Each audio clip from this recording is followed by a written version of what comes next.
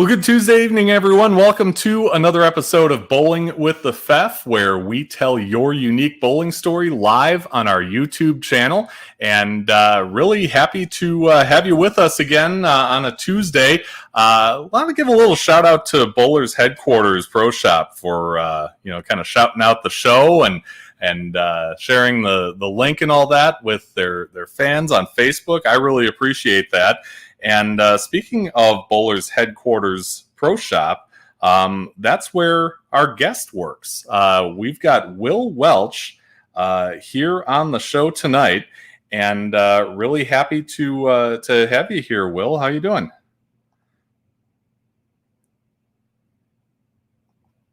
If I can get your mic unmuted for some reason. It's not unmuting for me.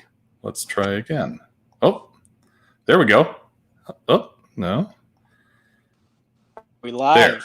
Now we're good. Hey. Live video, man. There's always a roller coaster when you go live. You never know what's gonna happen. Sticky microphone buttons or whatever. So like I said, Will Welch, Milwaukee, Wisconsin. Really happy to have you on. You kind of snuck into the show between starting a league, shifts at Bowlers Headquarters. We really appreciate the time here. So tell me, this is kind of a time of year when people are getting geared up for a new season of league and probably making a trip to the pro shop and things like that. I guess, what's it like being, on the other side of the desk, a guy who works at the pro shop when you get into middle and late August? Hey, Andrew. Once again, thanks for having me. I kind of cut off their technology.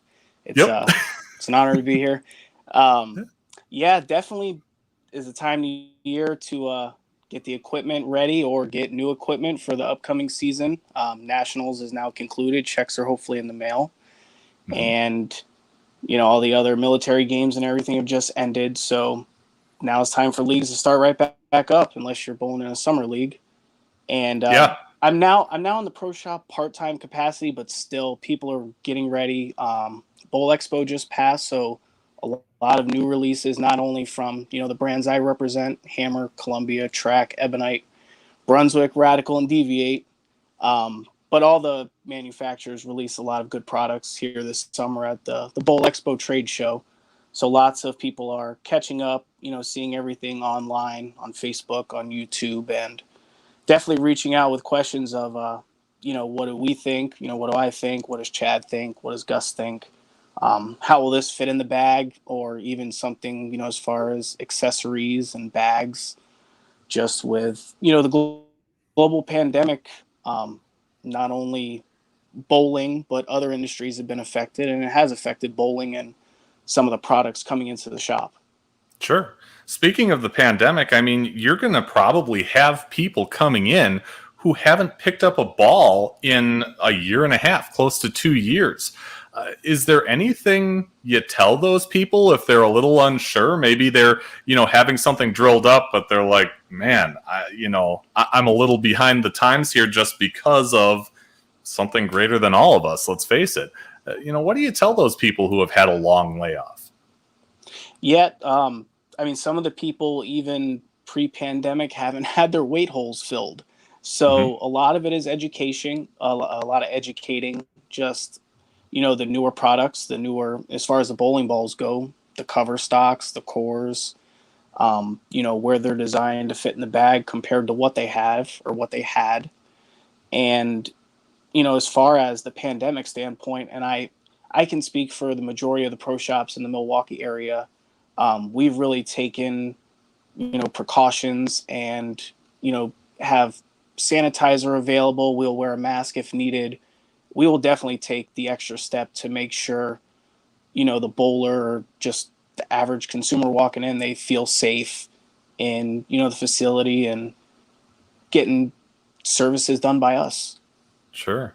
That's a huge part of really any business. And, the bowling business as a whole has really been hit pretty hard, by the pandemics. You think of the bowling center first and foremost, and how some of them, didn't make it through to where we are now. I would imagine the pro shop business can be even tougher at times.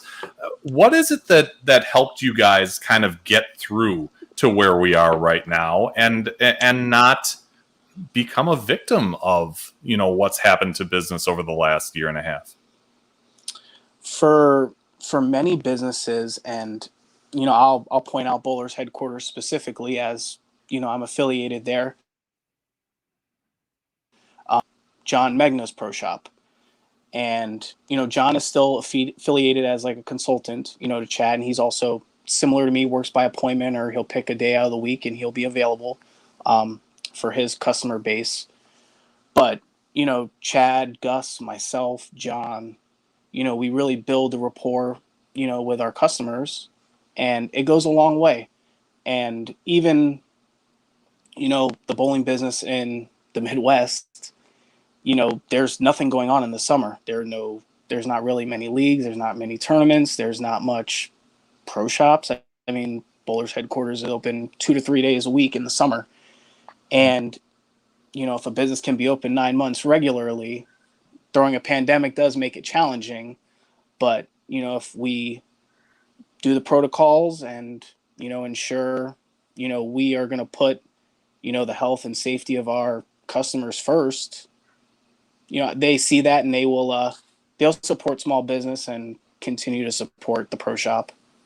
Yeah, absolutely. Past the pro shop part of this, I asked Matt Duty about you. He talked a lot about how you've taught him a lot about the game. Is being a teacher of the sport of bowling something that you really hold dear, or is that just something that kind of pours out of you effortlessly? If you'd have asked me this question before I moved here, I would have thought of myself not really much of a team player, or someone that could teach or influence. But like Matt said, I do enjoy helping others, and the team aspect of bowling, it's so big in the Midwest, and especially in Milwaukee, all the different team tournaments. It's more enjoyable to communicate, and and they don't take offense to, hey, I think you should move a little, or you definitely have the wrong ball in your hand. You split 3 times in a row. You got to do something. I am a silver level coach, so I do enjoy coaching. When I was in the pro shop full time at Bowlers Mart, I did do quite a bit of lessons, and I do enjoy, seeing everyone get better. But at the end of the day, with bowling, I'm not working with the level that is going to be elite and is going to bowl on tour. So the number one thing, whether you don't even have your own bowling ball and you want to take a lesson to impress somebody on a date, or you want to go from 200 to 220, you just have to have a little more fun. Yeah. Bowling in general isn't going to pay the mortgage. It's not going to pay the rent. It might pay a car payment, but it's a lot of fun, just the team dynamic and really communicating. And I have a bit to offer, and I'm grateful for that. I'm grateful for his friendship too. He's a great friend. Yeah. He told me something that I think you'll smile about. He thinks you're the best player in the state, in his opinion. What's your reaction when you hear that? There are so many amazing bowlers in this state. I don't have words. That's the best compliment I think I can get from a friend. Well, yeah, it's there's a lot to it, and he was honored too. He said, that he's honored to call you a teammate and a friend, and that you've taught him a lot about the game as well as the team aspect of bowling. Which is something you alluded to too.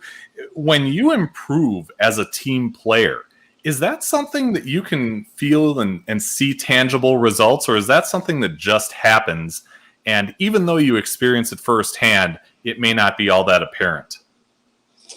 Yeah, it's something you kind of sit back and think of with team bowling, and just I'll use Matt as an example. We bowled nationals together 2019, and we had an awful draw for team event. Not pointing fingers, not saying anything, but our lanes were definitely conditioned a little different than the other side of the building. We didn't complain. We bowled our 3 games a team, and then we came out for blood the next day for minors. And 2019, Mitch Beasley won the Eagle in singles. I finished 8th in singles, and I don't know if it's factual or not, but I do believe for a 5-player team, if it counts, then we probably have the record there, because I had 280, Mitch had 290, throwing another couple 270s, and we had a monster game in the minor event that year for singles. Yeah. That all obviously has to, start somewhere and come from somewhere. And that's kind of how we get into your bowling story. So tell me, how, when, and where you got started in, let's face it, the greatest sport on earth right now. It's definitely the biggest sport. I mean, I do believe it is the biggest participatory sport, for an SAT word there.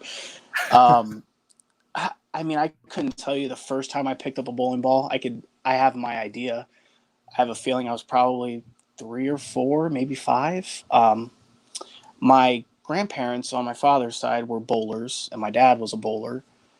And my earliest recollection was I was at my grandmother's house, and there's this big black 3-dot on the floor, probably 16 pounds.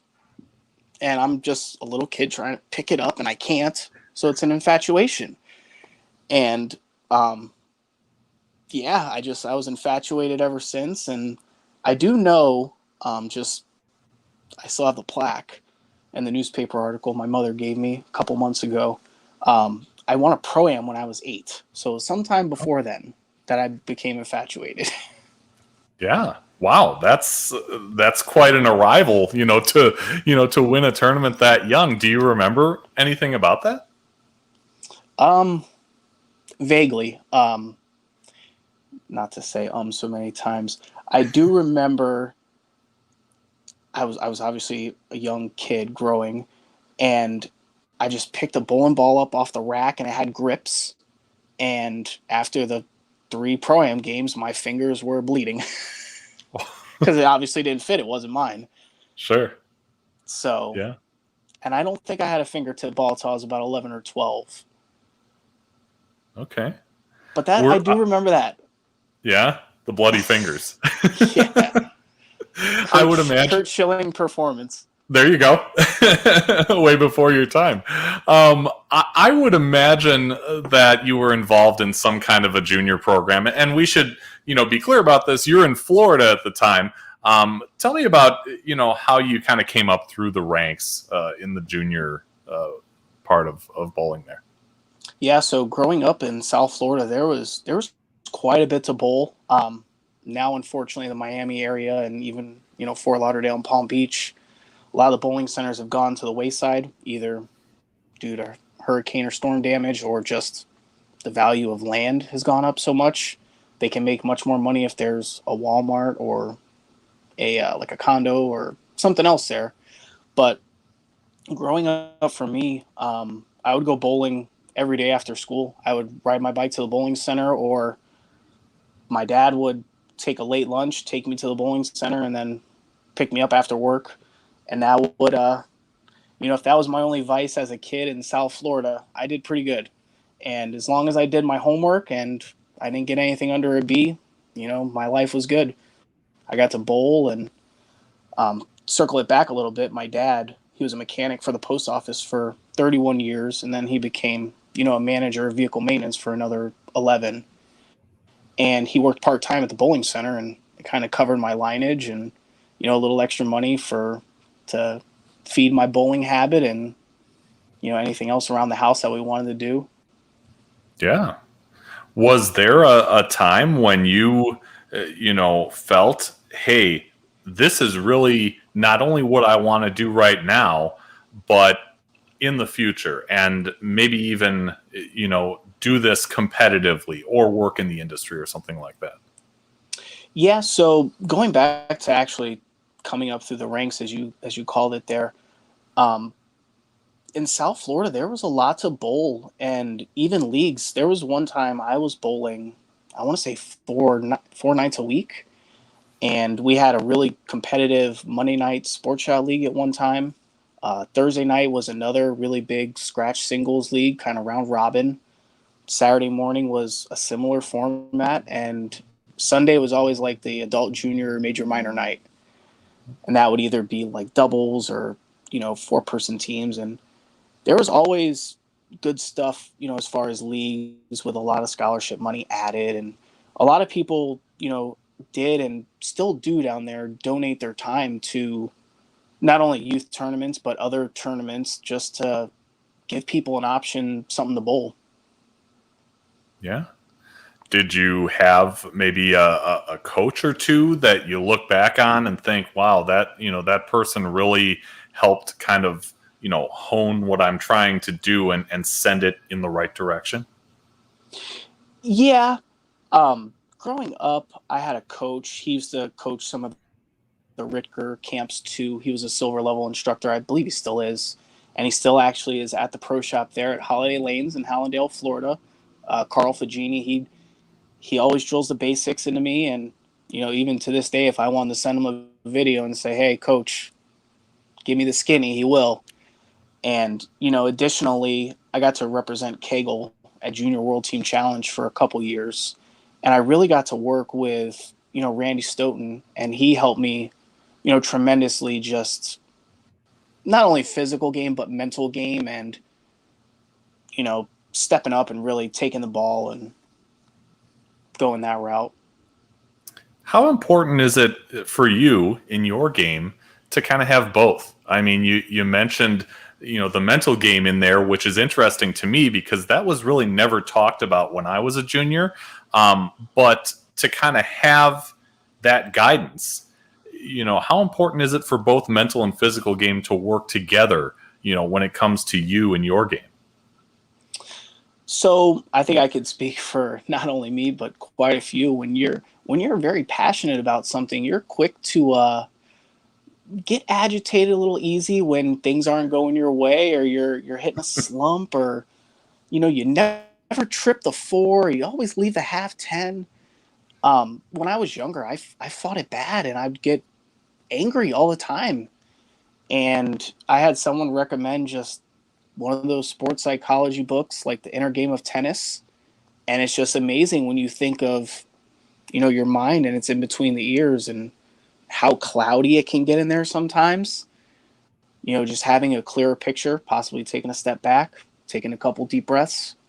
It really helps, having that fresh set of eyes, or a clear lens to see through. Yeah, absolutely. But the mental game, definitely, it gets overlooked so much for so many players. And, many times it's passionate. It's not really malicious. I mean, if you rip the ball return cover off, that's a little malicious. Yeah, I'd say.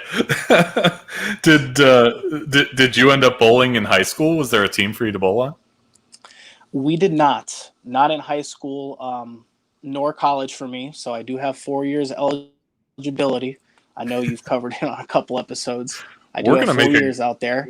We're going to make a fantastic college team for somebody. So coaches, take notes on this, because if we all decide to, to get back into school at some point, boy, those other teams might be sorry. Yeah, my big thing was I didn't have the experience college bowling, but I did have, like I said, some team experience with Kegel and the Junior World Team Challenge. But, just moving up to adults and giving everybody my lunch money, that was kind of me learning. Sure. In 2008, you were in the Broward County Youth Hall of Fame class. What do you remember from that, as far as maybe finding out, or was there some kind of ceremony where you were recognized for this? Yeah, so similar to the Milwaukee Night of Champions, they incorporated There was a few big, what they would call like major, like the Four Diamonds for Milwaukee, and they would present those tournament winners or the tournament winners with little plaques or crystals, however they did it, and then they would also induct, meritorious service and the like achievement class for the bowlers that year, and I was on the ballot, and I was very fortunate to get in, and yeah, it's an honor to where I grew up to be recognized and in the hall there. Yeah. So, you end up, not having, you said, a high school team or a college team, but you're still competing. You're competing individually and on team things. Tell me about what that was like, to kind of get into more adult competition and get to the point where maybe you're not giving the other adults your lunch money. Yeah, they're moving up from like the juniors where you're getting the smart dollars. At that point, we were still actually able to bowl singles tournaments, but if it was sanctioned, it would turn into the smart dollars. Right. And I was able to bowl some of those events. I never really had much success, but after high school, I did work part-time in a pro shop, and I also worked part-time for the center.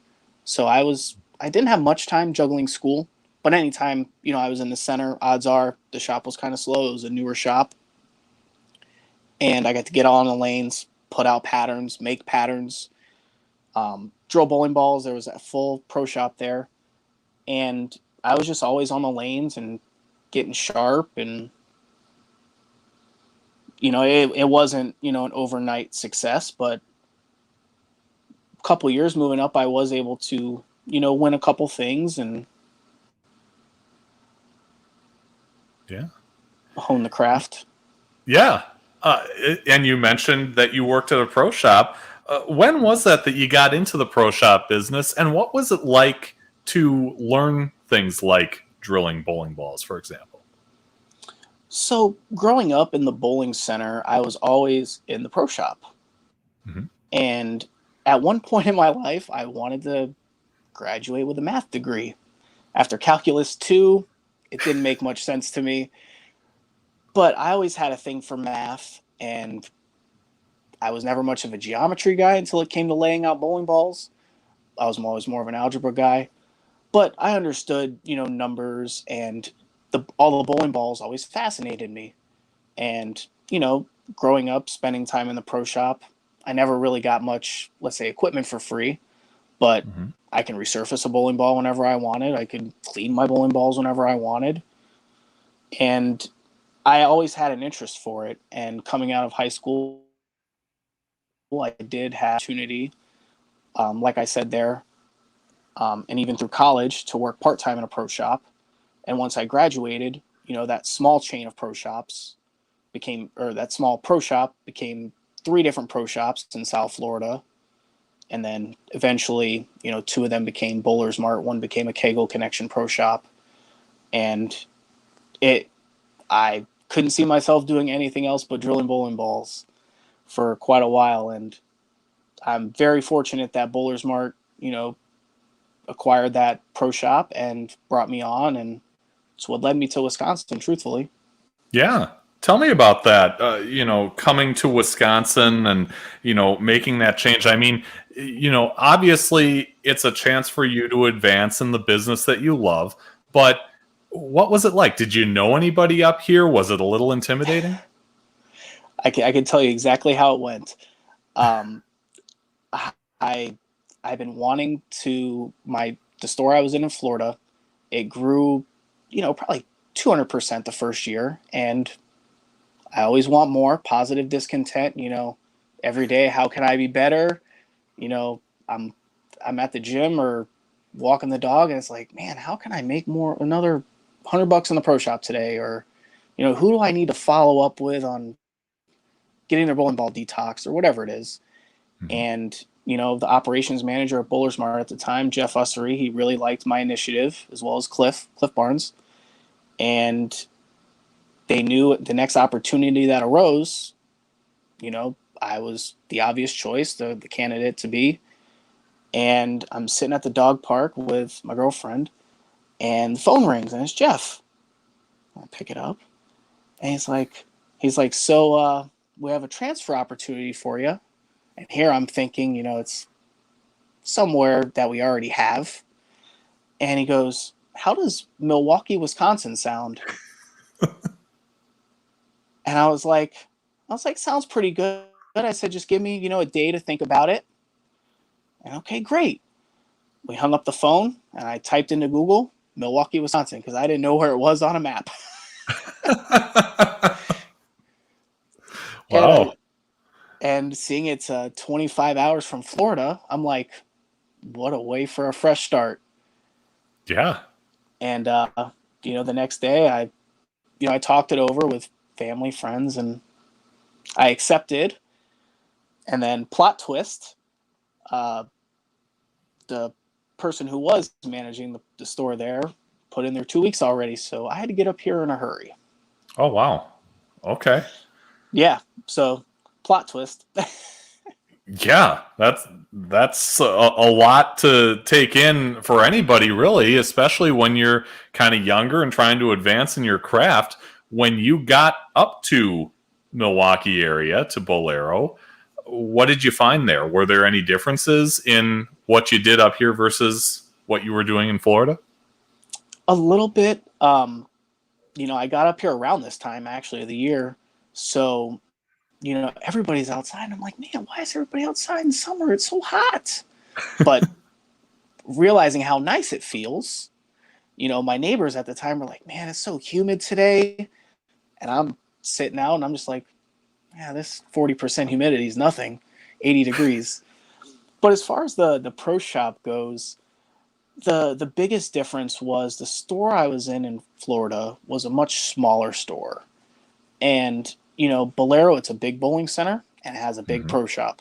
I do believe the space has moved and it's even bigger. But, you know, my first order that I placed there for product was like $7,000, and it came on a freight truck because the place needed bowling balls, it needed bags, it needed shoes, and we had to get it stocked. And I would say, you know, the craft itself doesn't change as far on my end. You know, everyone has their own principles, you know, as far as a pro shop operator, how a bowling ball should fit, you know, how it should roll, the ins and outs like that. But as far as just in general, the store needed more product because if you don't have it on the wall, you can't sell it. And not only that, you know, someone may want a single ball roller. It's not very common, but if you have them in all the colors, they don't have to wait. They don't have to go online and buy it, and you can render that service for them. Sure. When we talk about the ball drilling part of all this, there's a lot of trust that goes into that. I know, you know, for me personally, I'm really picky about ball drillers. I've been to a bunch of them over my bowling career, and I really need to be comfortable in what this person knows, how they express it to me. And let's face it, bowling ball to bowling ball, they've got to feel the same. How do you go about building that trust with this new group of Milwaukeeans who you've never met before? You just have to prove yourself over time, just like anything. It's you know, similar to, I can't really relate because I cut my own hair now, thanks COVID. But, you know, when I lived in Florida, I went to the same barber for 12 years. I loved the service they rendered, and they took very good care of me. And it's very similar with bowling. Transparency, and I don't believe in comparing myself to others either. So if, you know, Chad drills a bowling ball for you and you like how it feels, I'm not going to bash Chad. And if you get a ball something feels, I'll give you my opinion and just say this is a little different and explain why. Everyone's hand, you know, is not the same, and everyone's hand changes over time. Even grown adults, our span and hole size can change just with anything, really. Yeah. I also asked about the pro shop part. This is kind of a funny story because Sue Rondi is somebody I know because she was bowling at Whitewater when I was bowling at UW Eau Claire. So I've known her for quite a while. And I saw you two in a picture, and I thought to myself, oh, they know each other from bowling. I didn't realize you were drilling bowling balls for her. So, when I asked her for some comments about you, she comes back with that you're focused on customer service, a great fit, and more than willing to help anyone and everyone. And I thought that's a great quality, for somebody to have if they're in the business of drilling balls. I mean, what does that feel like to hear, that kind of a response? That's what we strive for. And, 5-star service is just something, I personally strive for, especially now that I'm in more of a part-time capacity. I really focus on every appointment and making sure everyone is totally satisfied, and there's no guesswork. It's a matter of, hey, is this good? Is there any adjustments that need to be made? Or, I want to make sure there's no uncertainty when it comes to making sure, you receive the 5-star service on my end. And Sure. Susu is an awesome person, the best egg rolls. And I think I told you the 2018 Action Heating and Cooling Shootout. We were on the same team, and that's my only TV debut there. I didn't strike once, and she was clutch. I mean, she stepped up and struck on the worst lane that we've bowled on all day there. Yeah. But yeah, I did have a 710 on the only time on TV. Wow, that's something to remember. But yeah, she's great. Like I said, known her for a while, and tough competitor, but super nice person. And Awesome, very awesome teammate. I enjoy bowling any mixed double stuff that her and I can. Yeah. I'm kind of getting ahead of myself, but she did say that you were the first person that asked her to make sure that she asks you to bowl any mixed doubles tournaments together, and that she didn't think that she was at your caliber, but that you believed in her more than she believed in herself. Yeah, like I said, refer back to that. It's on YouTube. The Action Heating and Cooling Team Shootout. She threw the ball very well, and she put our team in position to win. So she doesn't need to doubt anything. Yeah, absolutely. And that's a lot of us. That's going back to the mental game. That's a lot of us. We're our own worst enemy sometimes. Yeah, I'd say. When you come up to Wisconsin from Florida, you're dealing with kind of a couple different bowling scenes. I guess, how would you describe the bowling scene in the Milwaukee area, maybe compared to what you were used to in Florida? It's a lot more groups, just different travelers leagues, and just different like tournaments and stuff. The scene is really the same. You're going to get the same players in every league. You're going to get the same jokesters in every league. And the tournament scene, it's different because there's more team tournaments, there's more doubles tournaments, there are more trio tournaments, there's anchor girl tournaments, there are tournaments like what Phil Brilo does that get broadcasted either on TV or professionally online, and also the caliber of bowler in the Midwest is a lot different. I mentioned earlier at the top that a lot of bowling centers in South Florida have closed, and I've heard a lot of bowling centers in Milwaukee have closed. I've heard in my time here that there used to be either a bowling alley or a bar on every corner, and I kind of wish I got to be a part of that, just to really experience Milwaukee bowling. I mean, I've heard stories, about Echo Bowl and just other bowling centers that just I'll never be able to experience. Yeah. How quickly would you say you got into tournament teams, and were kind of a fixture in all those events that you were talking about? I want to hopefully say pretty quick, but in reality, when I was with Bowlers Mart, I was very focused on the store, and I worked a lot of 6-7 day weeks. I mean, we were open 7 days, and I either worked 6 or 7 of them, and I really didn't bowl many tournaments or events, and not many people really knew who I was. I did get to bowl, the Bolero Masters League, second shift league. I did get to bowl that, and I got to bowl some events, but I really didn't get to bowl city or state until like my second, maybe third year here. And I got very fortunate. I know you've had both of these gentlemen on your show before, Bob Greenfield and Hank Poznansky. They took myself and my good friend James Tucker. They kind of took us under their wing as they were kind of going through some team stuff and they needed some bowlers. And, they welcomed us with open arms, and, we got to bowl city, state. James even got to bowl USBCs with them.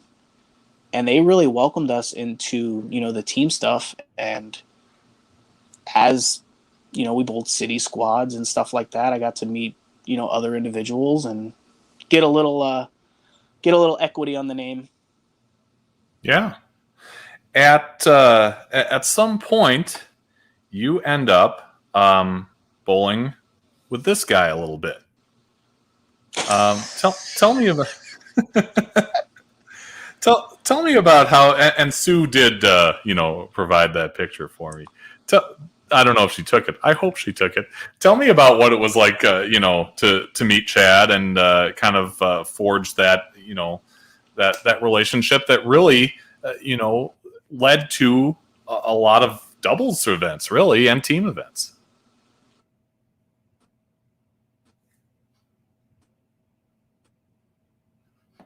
Oh. And I hope he's still there.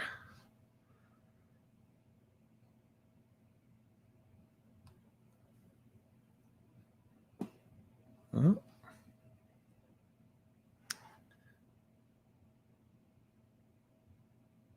Hopefully it wasn't the picture that knocked him off for a second there. Looks like he's a little frozen, but hopefully he can reconnect. Yeah, that picture, of course, for folks who don't know, is Chad Kloss. He is one of the top amateur players and professional players in the Milwaukee area.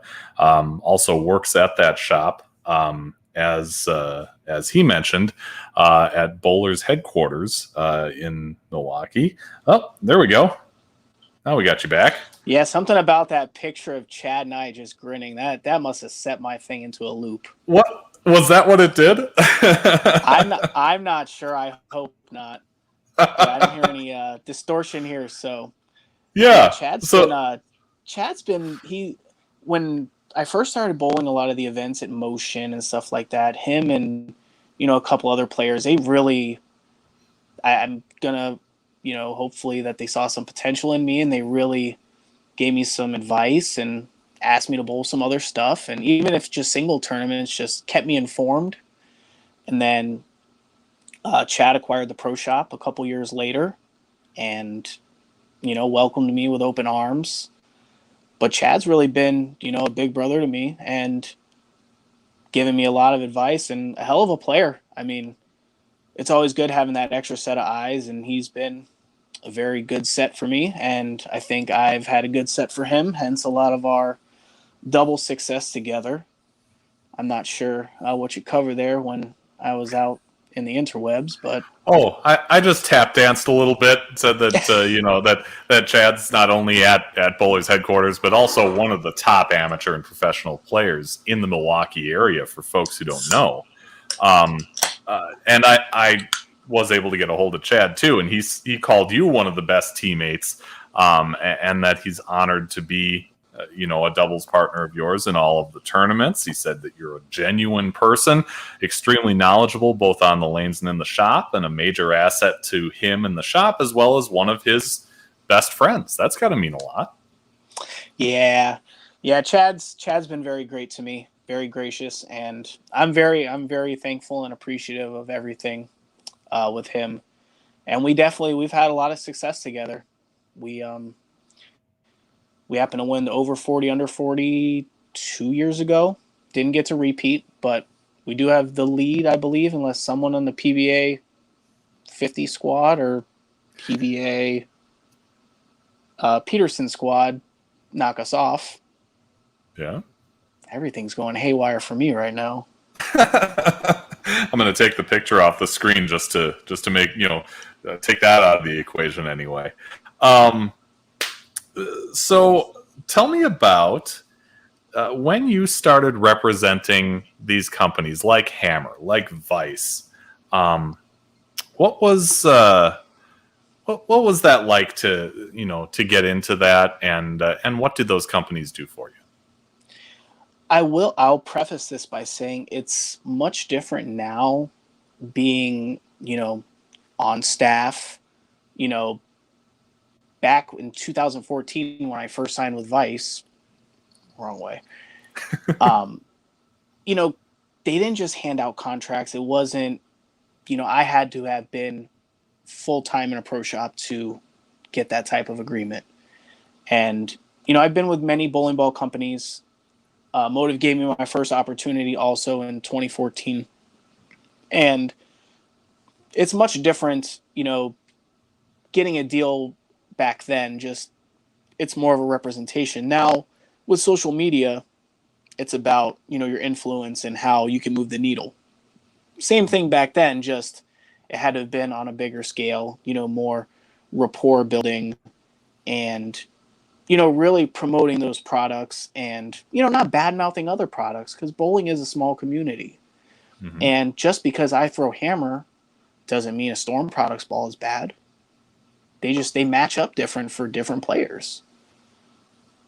And that's, a lot of people will say, oh, like we have the real purple ball or they have the real purple ball. Well, Hammer has the real purple ball. For sure.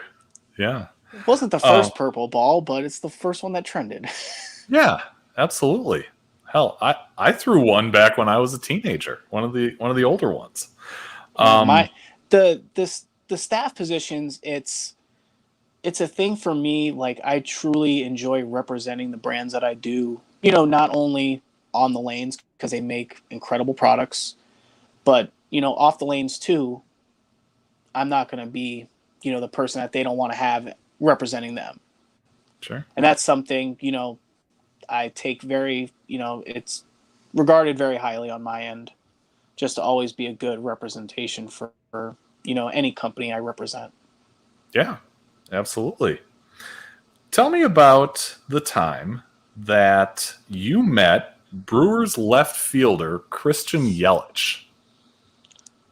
It was very...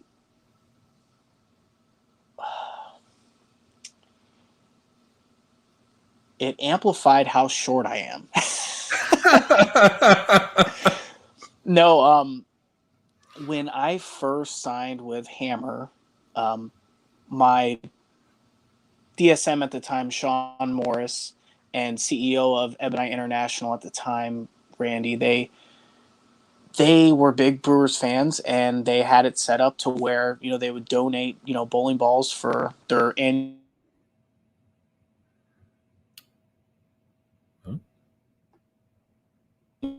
raise money for.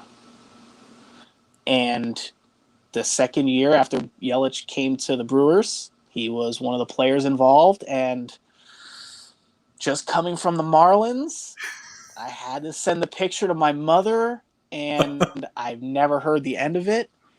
But, he did sign a baseball that, I gave to her, and I kind of made up for it, but it wasn't the same. Yeah. Yeah. I'm a Brewers guy too, so thank you, Derek Jeter. I owe you one on that one. Yeah, I'm kind of split. I'm still a fan of both. I would say this is probably a tough year if you're in the Milwaukee area and not necessarily, cheering for that team just because it's an incredible year. But let's kind of move on to the that 2019 OC that you had mentioned before. It was a pretty special year for Matt, and he mentioned about that game 2 of singles. What was it that worked so well for you, for Chad, for Mitch and the others? Well, it was probably like 2 a.m. at that point because squads never start on time, and we had the late squad, and we were probably just nice and loose. No, but we do communicate very well together, and Mitch obviously has all the experience, all the big accolades. He's our tour player, and Chad's got plenty of wisdom. I am 32, so I have a little bit of experience, and Matt, if he came to us and was like, what do we think? We tell him and he'd execute. He had a great year. He had a great Open Championships that year. And, same thing with James Tucker. All of our styles aren't the same, but, bowling with one another locally, besides Mitch, we got to see enough of each other's games to know, if this shot was a 5 out of 10 or an 8, 9, or 10 out of 10. And then we can say, what did you think? Was that shot a 6? Was that a shot a 10? What do you think your move is before we say, yeah, move here or switch balls here? Just the communication of it all. And, in Matt's case, anytime we told him a move, he aced it almost every time. Yeah. So the next year, you and Matt and a few others won the Milwaukee City Championship at West. And he said that was his first, true city championship. But what is it like for you to kind of share a title with that, with other guys who, grew up in that area? Just knowing what team bowling, like just learning about team bowling, it's become so prestigious, if that's the word I'm looking for. And this year Chad and I won doubles, handicap and singles, and that's great. But having that team title, with Chad, with Matt, with Steve Brinkman and James Tucker, it's our group of guys. We communicate well, we mesh well together. And if I remember right, Chad had a monster score, and I think I may have had 640. So at the end of the day, it is a team game. It's not every day we're all going to shoot 720, 730 and walk away with it. Sometimes, one of us will pick up the slack, but that's what makes it, a team game, and getting that communication and everybody to feel comfortable, feel confident, and execute and make our best shots, especially down the stretch when we need them. Yeah. You mentioned Brinkman. He's a longtime competitor in the Milwaukee area. He said that you're a great friend, phenomenal bowler. If a team needs a clutch shot, you got to put the ball in Will's hands, and that it's not if, but when you get into the Hall of Fame. Great bowler, awesome teammate, always upbeat, and it's his pleasure to be on your team. I am a huge fan of Steve. And I'll tell you, he's so sweet. I might need to schedule, a dental appointment tomorrow because I feel a little toothache. That was just so sweet. And that's definitely one of his one-liners there. So I didn't come up with that. I just had to plug him right there. Yeah, I've enjoyed bowling with him. And even, the times I don't get to bowl doubles with Chad. I got to bowl a mass last year with Steve. It was a short pattern, both of our wheelhouses. And I think we finished third. And okay. Yeah, I enjoy lacing up with Steve, and I consider him a great friend as well. He's invited me over to his nice home in Sussex, and looking at his Eagle and his Green Rhino Pros and Gold IQs that he has memories with. It's just one day I'll have a little trophy case. that I'll be able to share. Absolutely. Bowler's headquarters team has done really well, in all events these past 2 years at the OC. What do you do now to build on that? I mean, it's tough to replicate what you guys have done in team events, and the grand majority of people, are not going to have team all event scores like you guys are coming away with these past couple of years. So, what do you do? How do you plan to get even better, moving forward? It's keeping the course. It's still communicating well. It's, when we're there to bowl, we're there to bowl. We're not, we'll have our time afterwards to hang out, reflect, have a good time. But, when the five of us are there, we will do the practice session. We'll have our game plan, and we'll stick to our game plan and execute. We've been very fortunate that, the cards have fallen in our favor, especially this year. And, next year we have another chip on our shoulder to try to, repeat. Yeah, for sure. When the pandemic hit, did you just end up bowling straight through? Did you take a break? How did you do that, at least on the competitive side? So in regards to leagues, I've been bowling the Wednesday night Brunswick Singles Challenge League in Menominee Falls. And we actually ended our league. We had, I want to say, like maybe 4 or 6 weeks left. And we just ended early, kind of paid from there. And I remember, there was a break, and I didn't really pick up a ball for maybe a month, maybe 6 weeks.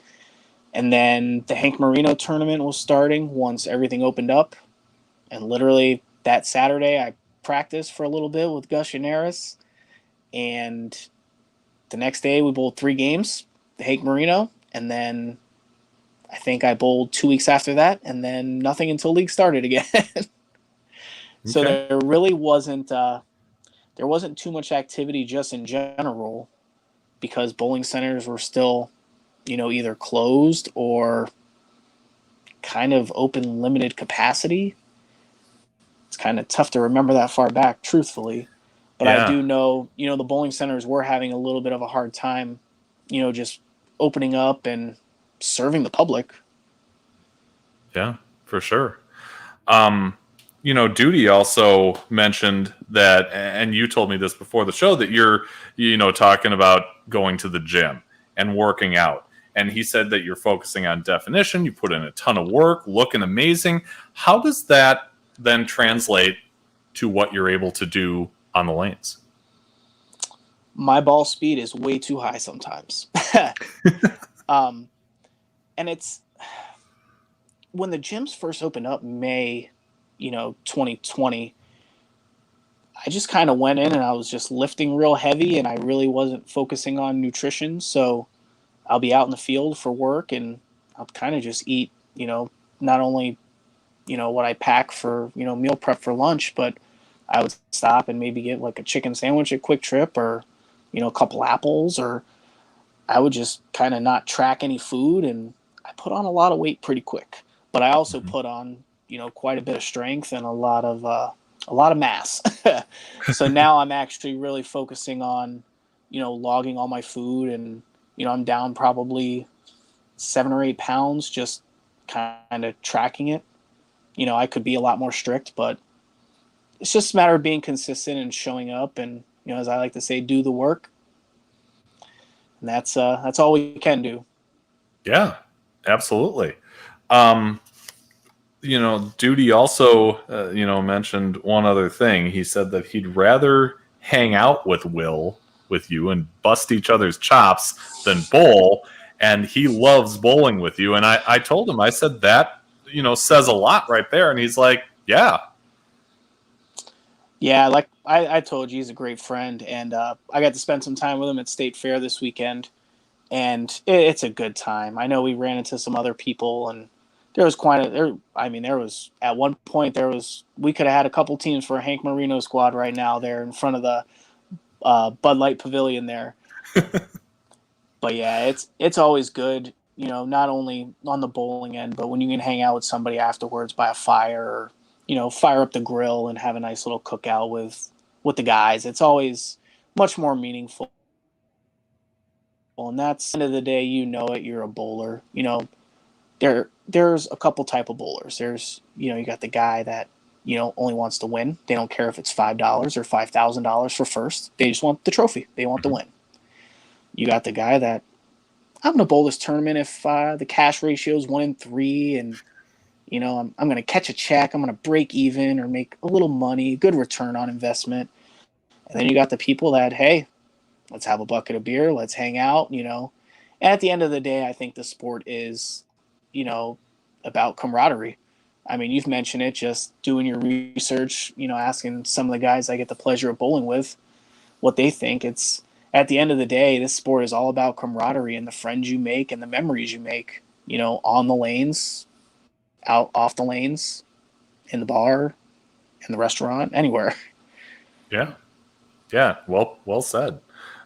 So where do you go from here? What do you do both in the pro shop realm and the competitive realm? You said you're going part-time in the pro shop. You're there. It sounds like a day a week. Let's start with that. Where do you see yourself, moving forward in your pro shop duties? So with that, I am, I'm going to be in the pro shop, an evening a week, usually Thursdays, if anyone's interested. I am actually going to work on creating a little more content for the pro shop and also just personal for, I am a silver level instructor. So there are certain things I do want to implement, maybe some content of my own coming soon. And I really want to focus on creating some nice content, some good, informational videos, and just continuing to give great service to the bowlers that need it and want it.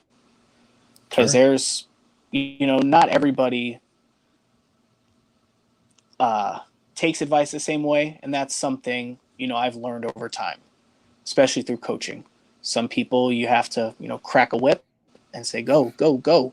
And others you kind of have to, pet them like a cat and, hey, you just got to listen. You got to take your time.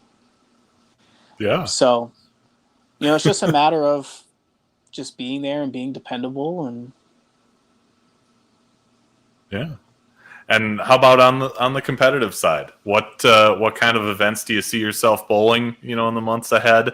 Are you in the situation where you give PBA regional or national tournaments a try?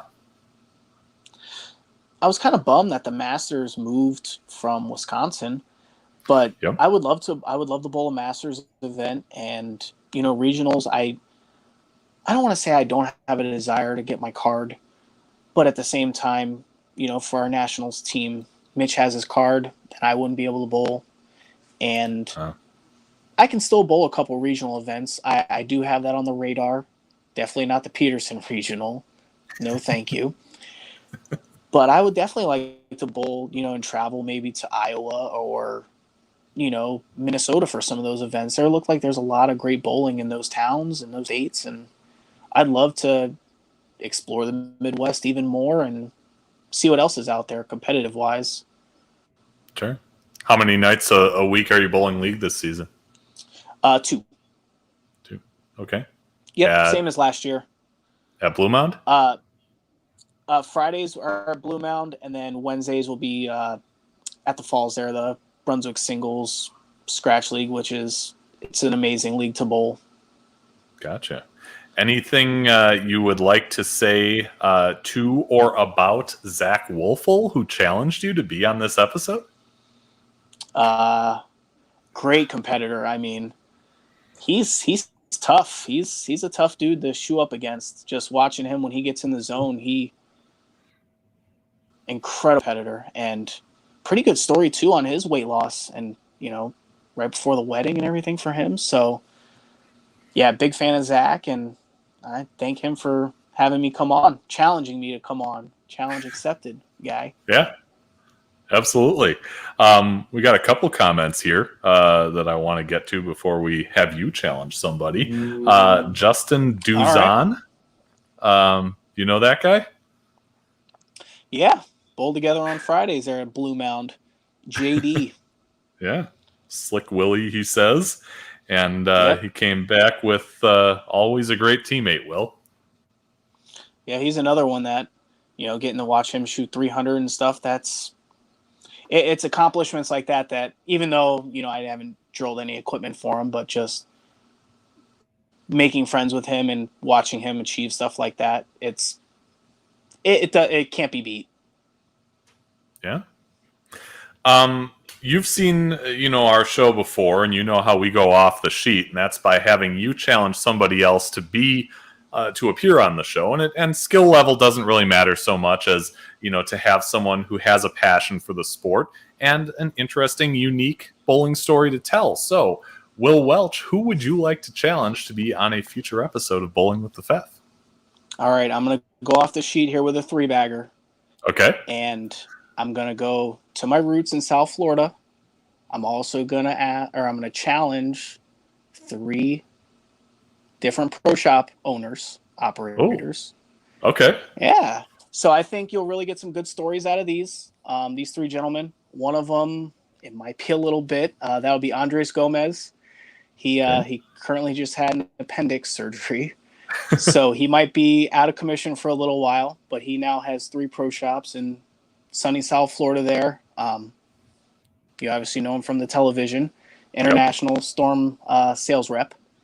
So I've always gained a lot from him, getting to bowling with him in South Florida, and great coach, great mentor for anyone looking for that coach and taking their game, from a 180 to a 220. Andres is definitely the guy that can get you in the right equipment and with lessons, and he could be a great guy. Additionally, I will say Tony Levance, owner of Bowler's Edge Pro Shop there in Tamarack, Florida. Tony's been doing this for, I don't want to overstate here, but I'll say 30 years.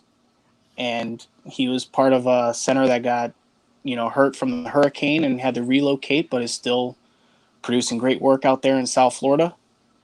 And the third name here, I'll say Ron Dixon. They're in West Palm Beach, Florida, so a little north.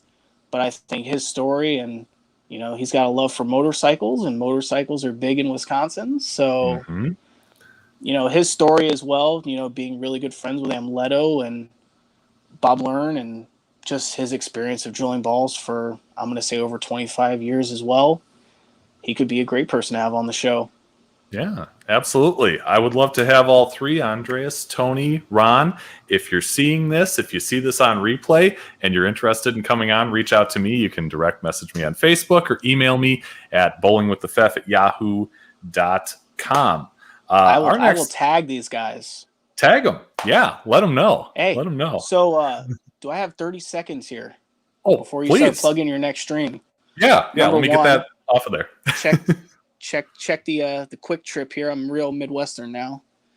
But you mentioned, want to say happy birthday. It was your birthday yesterday. Oh, wow. Thank you. Yeah, it was. So, Fef, happy birthday, my man. I don't know if you're a fan of The Office, but I know somebody watching this show is. Yes. I love it. I remember that episode. That's awesome. Now I got to know, how long did it take you to whip that up? This printer that I have back here, it took probably about 3 minutes to print.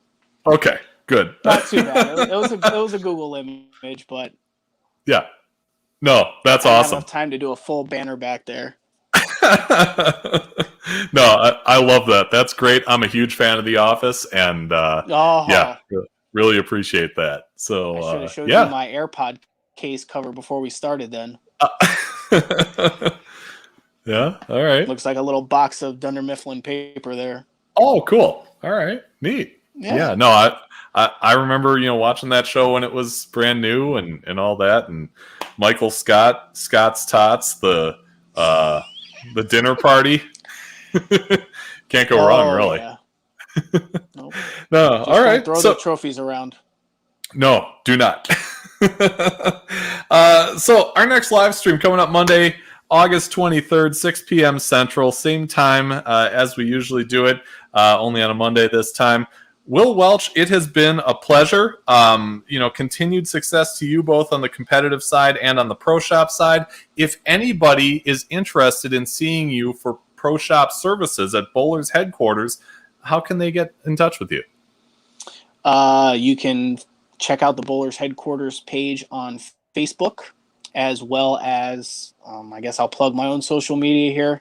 You can find me on the Instagram and the Twitter and Facebook at HFKWill. Okay. And then, you can find me there. You can add me, send me a direct message, and we can set up an appointment if Thursdays don't work for you or you want to do something virtually. I understand it's the COVID era, so I'm here for it. Awesome. Thanks again for coming on. Really appreciate your time. And like I said, best of luck to you moving forward. Yeah, hopefully we get to meet in person and lace up sometime. One day, I'll probably stink up the place with my my halfway attempt at trying to keep up with guys like you and Matt Duty. But we'll have to make that happen. Absolutely. Hey, like I said, as long as you're having fun, that's all you can do. That's right. Absolutely. Well, thanks everyone for joining us. Until next time, be just and fear not. We will see you on Monday for our next episode. Have a great night.